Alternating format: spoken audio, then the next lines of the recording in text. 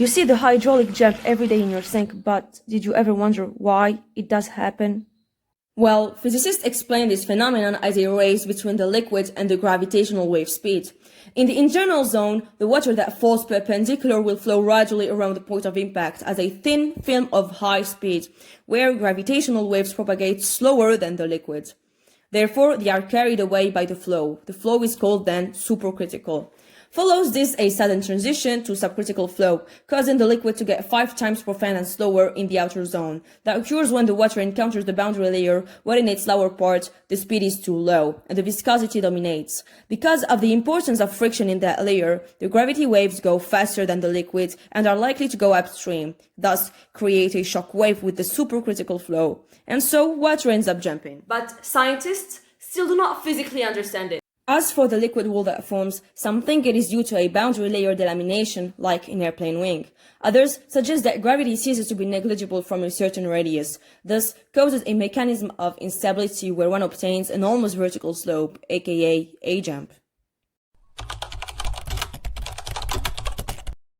But is it useful? Yes. It is useful in civil engineering where structures cannot be tested at scale, so they have to be able to predict water behavior and hydraulic structure performance. So why did I mention the airplane wing before? The hydraulic jump is an analog of the famous sound barrier. In the sink, gravity waves play the role of sound waves, and the flow, moving at a few tens of centimeters per second, replaces the plane flying at 12-24 kilometers per hour. Moreover, by plunging the point of a needle in the zone of weak thickness and thus of strong speed, we can observe behind the obstacle the formation of a V-shaped wrinkle, open towards the outside, while in the other picture we see a triangular cloud representing the Mach cone, formed from the leading edge of the wing. The hydraulic jump can also explain something much bigger like supernovae in astrophysics.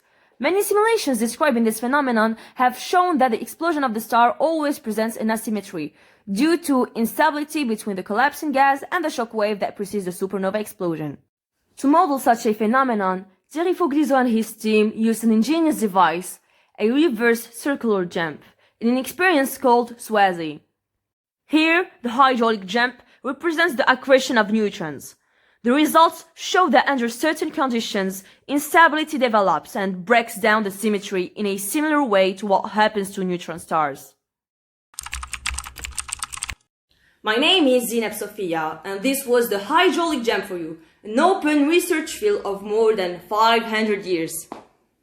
Bye-bye!